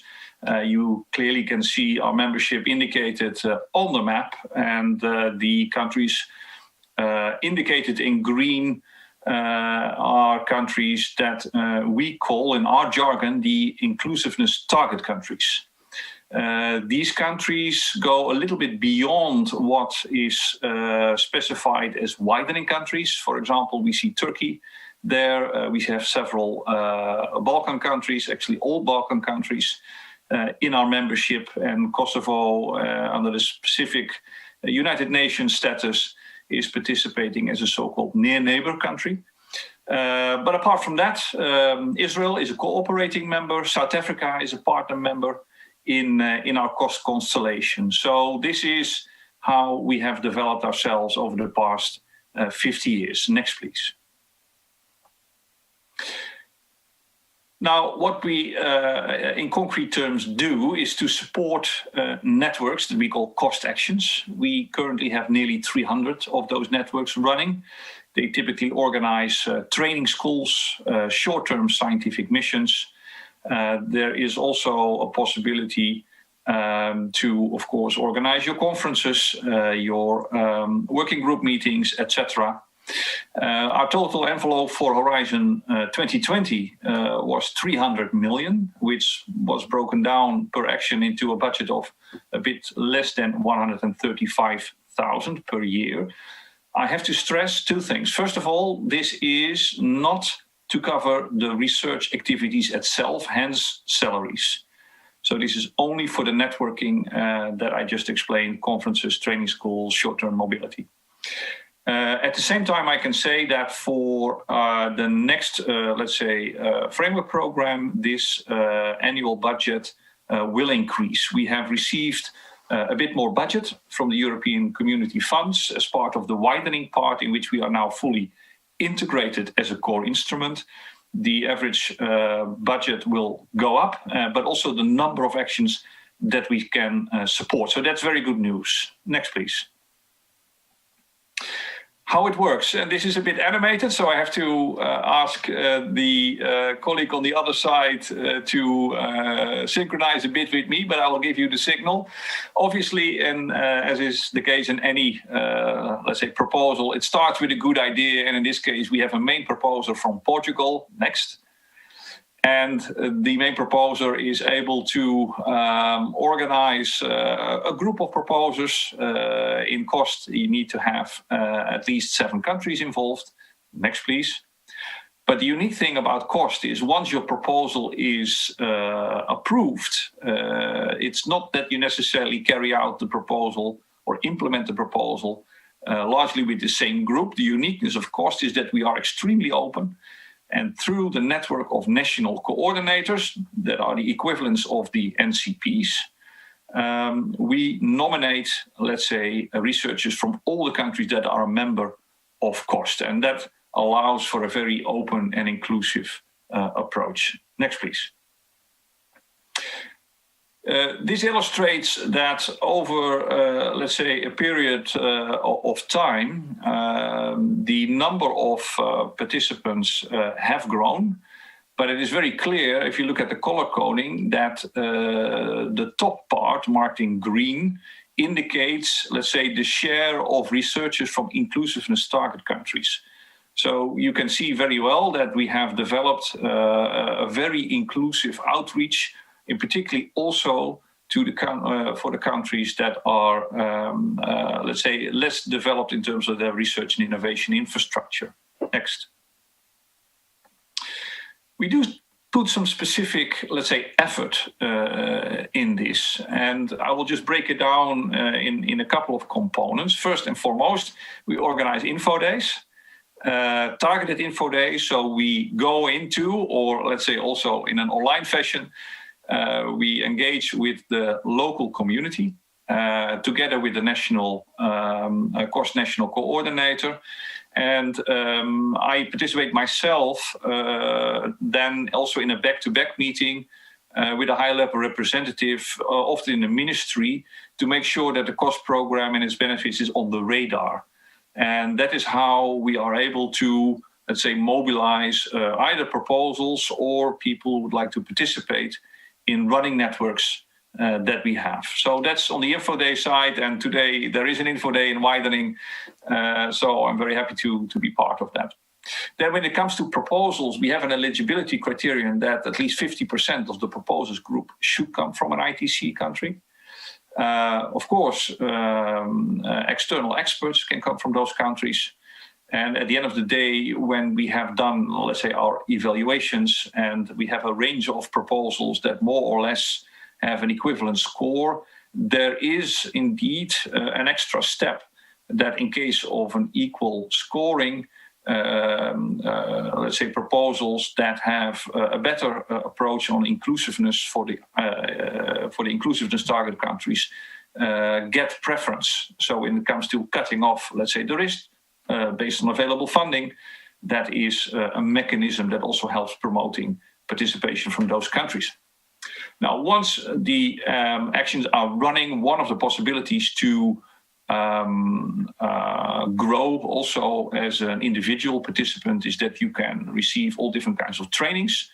For example, a training on leadership that we indeed focus not only, but focus to participants, young participants from those countries. We know that it is also not always very straightforward. For example, from a PhD student or what we sometimes call an early career investigator, to pre-finance out of their own pockets the expenditures for a trip to a conference. And that's why we have introduced a grant and also combined with a possibility to receive a prepayment for short-term scientific missions. Right, I think that is bringing me to, let's say, the next slide. to go also a bit into, let's say, more detail at least on what comes out of those actions. And we are organizing our call completely bottom-up. There are no pre-described domains, no requirements other than that we select on the basis of excellence. And this is, I think, an excellent example of a cost action that ultimately contributed to a scientific, let's say, breakthrough that reached the public media. We all know this picture of the black hole, and success has many fathers. I've seen it also being used by other funding agencies. But in our context, the gentleman here on the slide participated in a cost actions that was developing algorithms that made it possible to calculate the pictures and to really make sure that all the elements of the picture could be combined to indeed present this black hole. Next, please. Just another example, completely different, let's say, in nature. Here we see on the right-hand side a very experienced cost action chair. He's been involved in 5 cost actions. And he was mainly focusing on multimedia standards, and we all know JPEG as a multimedia format, and he was very much involved in that, and he received a prize, an Emmy Award, for his efforts. Next, please. Now, again, completely different in nature. Part of our success is also that several of our members have put in place national schemes complementary to our funding opportunities. And this is the, let's say, the National Complementary Scheme for cost participants. So if you, for example, here are in the Czech Republic and you participate in cost, you can respond to a national call. That, contrary to cost, does indeed fund personnel cost, infrastructure cost, subcontracting cost, etc. Depends a bit, of course, on the national scheme, but there are quite a few countries who are doing this, and we keep promoting this under our membership. Next, please. Now, looking a bit, let's say, into the Horizon Europe, let's say, program, we have defined for ourselves 3 strategic priorities. And first and foremost, that is to promote and, of course, also to spread excellence. Next. We foster interdisciplinary research by the very virtue of our bottom-up call. And we are not unique in terms of the bottom-up call, but what often happens is that in the evaluation process, there are still panels broken down in certain disciplines that make it very difficult for multidisciplinary or interdisciplinary proposals to come through. And what we see in cost is that the level of interdisciplinary proposals coming into our evaluations is at an equivalent, let's say, level at what comes out in terms of the approved proposal. So we are very, very much fostering interdisciplinarity. And last, and you already could see it on the slide, of course, but certainly not least, we help boosting the careers of young researchers who get an experienced in pan-European collaborative research networking. Next, please. Now, our claim is basically that everyone benefits, whether you are from a research-intense country or whether you are from another country. And to illustrate that, we have here 2 maps. On the left-hand side, you see a map in a color code, and the, let's say, the denser or the brighter the color, in this case red, the more, let's say, the higher the number of participants from those countries. And no surprise, the big countries have the most or the biggest communities, so you see them very well represented. However, on the right-hand side, you see a map that represents the number of participants relative to the size of the community. And there we can clearly see that countries in the Balkan area, Baltics, Iceland, are very well represented. As a matter of fact, yesterday we had an info day in Malta. A third of the research community participates in cost. And for Cyprus, that is even 50%. So the cost program is really very popular in those countries. Next, please. Now, our inclusiveness does not stop at our membership. We have a number of countries around, let's say, our geographical footprint, here indicated in blue, that we call near neighbor countries. Participants from those countries can also have their expenditures reimbursed. So the eligibility is equally applied to participants from those countries. And then the rest of the world, in quotation marks, is indicated in gray, but those countries that we can see or that we are aware of also in terms of their participation are indicated here in orange. So that means that we are literally open to the world, but those participants have to bear their own expenditures because unfortunately we do not have very deep pockets to finance the entire world. Next, please. This is a very quick snapshot. The bubbles there indicate the scientific disciplines represented at the proposal stage. So we ask each proposal to tick boxes which scientific disciplines are represented in their proposal. And you can clearly see there's a big variety and also linkages between those disciplines that give you a flavor of the interdisciplinarity that we are taking in. Next, please.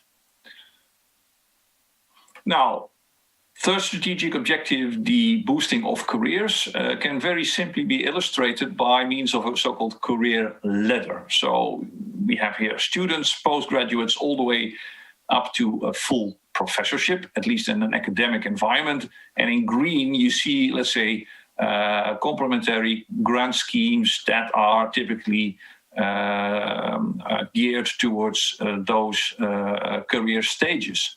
Cost ties them all together. So we have in our networks PhD students, but also full professors and even Nobel Prize winners. Next, please.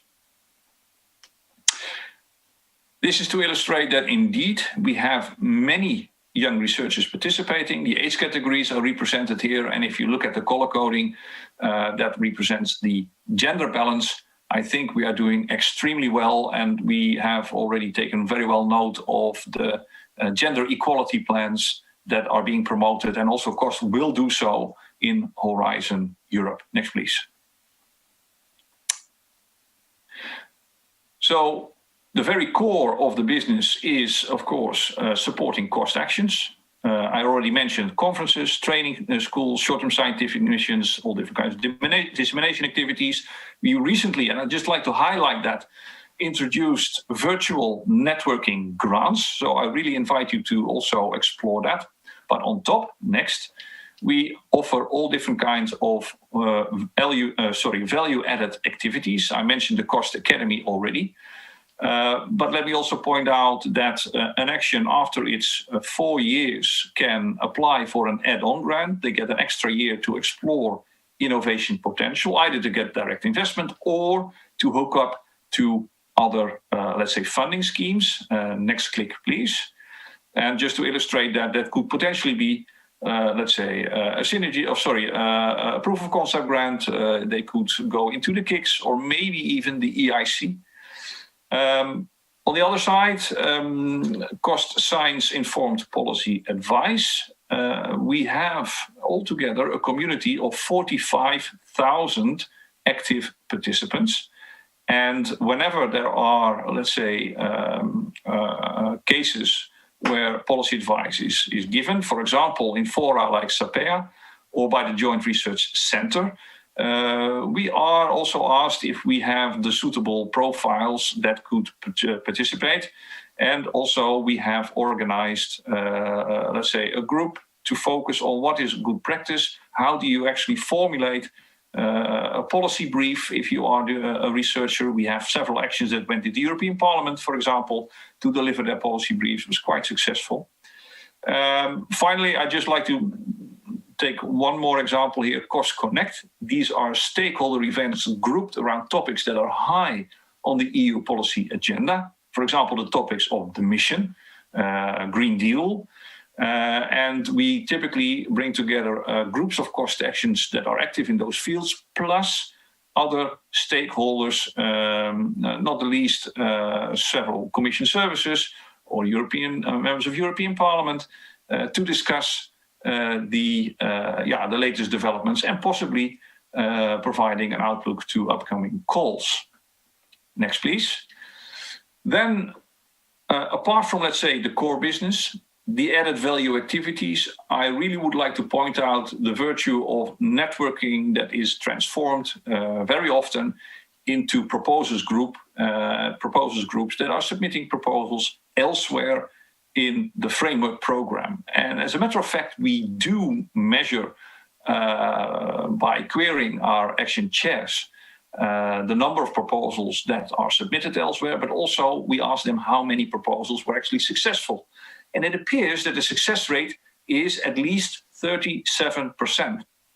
That means that your success rate triples compared to the average Horizon 2020 or the upcoming Horizon Europe success rate. So COST really is also a pre-portal for other funding schemes, and thereby we really make a contribution to strengthening the era.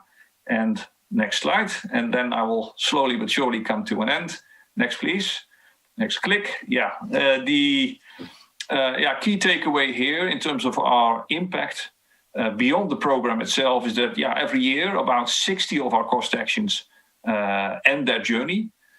Together they are able per action to get a spin-off for follow-up funding of 3.8 million. And if you look at the entire period of Horizon 2020, the total is 2.6 billion in total. So compare that to the 300 million that the cost program received under Horizon 2020, what a huge leverage factor we are creating. So with that, ladies and gentlemen, I really thank you for your attention. And of course, I very much look forward to any questions that you might have. Thank you again. Thank you very much, Ronald. I found your presentation really interesting, I mean, some of the slides, I wish I could have a little bit more time to look at them, such as the slide on interdisciplinarity, which I found super interesting, and I think right at the end, you pointed out an incredibly interesting fact, which is the way that the cost increases the success rate in Horizon participation, which I think is a fundamentally important notion to have, and it probably helps our colleagues who are preparing their applications and who are looking around to see where they should apply and how and why and choosing the right action. So I think this is really helpful to provide this overarching framework. I think we still have a few minutes for a few questions, so I propose we take a few questions here.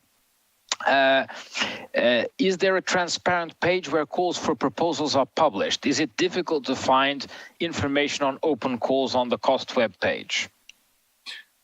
The short answer is go to cost.eu. You'll find a dedicated page there that explains that we have a bottom-up so-called open call for proposals. So there's an ongoing call, open call, and the next collection date, I think, is the 27th of October.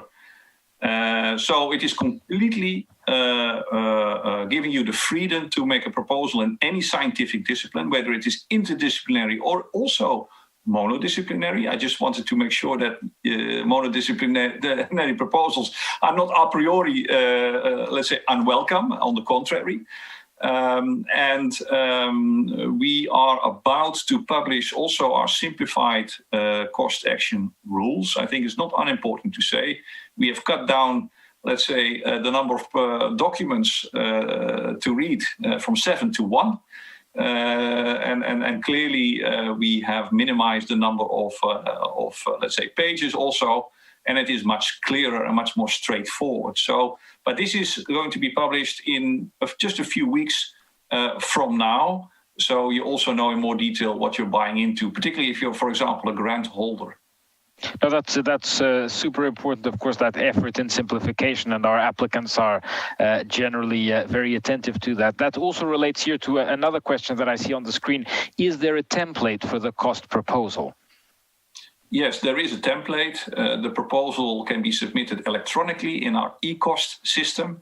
I know that in Horizon 2020 you have the participant portal, of course, that also follows a certain structure and is very straightforward. Proposals should not be longer than 20 pages. So that's also, I think, quite lightweight in that sense. But we do, of course, focus primarily on excellence. Yeah, of course. Another question on the gender equality plans. Do you also need to submit gender equality plan in the cost proposal? The answer is no. But as cost, we will, for Horizon Europe, define our own, let's say, gender equality plan as a framework. As I just indicated by providing a few statistics, the numbers are quite good. As a matter of fact, if you look at the leadership positions in cost actions, 49% are female. So we're almost at parity there, let's say. That is, yeah, and that is quite exceptional. But nevertheless, we really want to make sure that also the quality is there, that young researchers feel encouraged, female researchers feel encouraged. So it is not a requirement for individual proposals, but we do take this forward as a program. A very straightforward question now, Ronald. How much budget can a proposal request? The budget is allocated on an annual basis. So the proposal itself to establish a network does not necessarily include a budget request. However, what I see, of course, is that there are different, let's say, levels of budget depending on the size of the network. I just showed earlier on that the average budget is a bit less than 135,000 euros. And we have felt that this is not enough for an individual action because the number of countries that are participating has grown over time. So that's number one. Second, we also want to promote open access. And open access publication, of course, come with a cost. So we also want to accommodate a bit of budget flexibility for an action to decide on open access publication. There's a question now which is about the application form, but I think you have explained that, so I think we can skip that. You've already answered a couple of questions on that.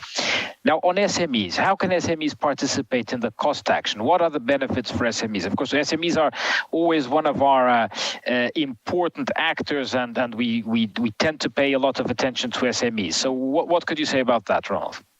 Well, SMEs are very welcome. Whenever we use the term, let's say, researcher or innovator, we subconsciously always link that to an academic environment. But this is not, of course, the case in the real world. As a matter of fact, most research and the most money spent is outside of the funding that is allocated by public bodies. I think I have to be very clear on that. So SMEs have a lot to offer.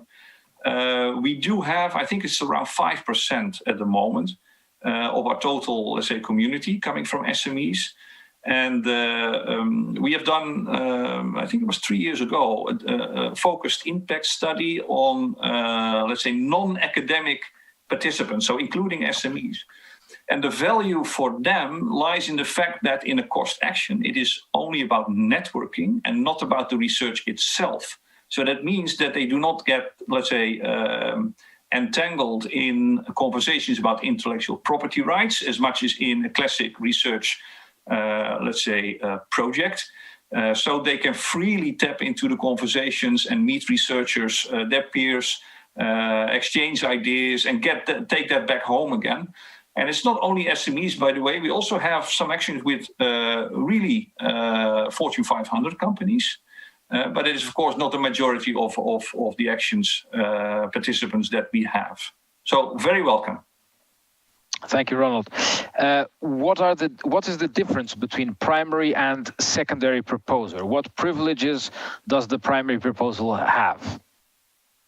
Well, the primary proposer is basically the classic coordinator if this is converted into, let's say, an approved project. And in our case, the primary and the secondary proposers together represent a number of countries. And we have put as a condition that there should be at least 7 of those countries and of at least 50% of them. So if it's 7, that means 4 need to come from an ITC. But the secondary proposers also still need to be nominated by their national coordinator. What you typically see, and it's not a rule at all, but it comes quite natural, that the primary proposer or the main proposer becomes also the chair of the network. That is what we see. So it's no automatism, but this comes quite naturally. And one final question, because we are arriving to the end. What's the length of cost projects? 4 years. 4 years. So that's a very clear-cut reply. Well, since you replied so quickly, then maybe we'll take one very last question, Ronald. Who decides the membership of the management committee of the cost action, and when is this decided? Well, the proposers group, of course, is already active, but still the national coordinators will nominate the participants from their communities. And we really want to push, of course, for them to give preference to the proposers group to make sure that their effort is rewarded. It is also possible to join a running action, by the way. So you do not necessarily have to be on the committee itself to participate, for example, in a training school or a short-term scientific mission. I just think that is also important to underline. Very good. Ronald, thank you so much for your participation. Ronald De Bruin, the Director of Cost. It was a great pleasure to have you with us. And thank you all for following us today and to having listened to all of these presentations and indeed having sent in your questions, which we have attempted to reply, and we will continue to attempt to reply in the FAQs. Now, we will meet again after the break. That is at 2:30. And we are starting with excellence hubs, and then we will have further sessions throughout the rest of the afternoon. So I hope to see you back at 2:30. Have a good break, and thank you for your participation.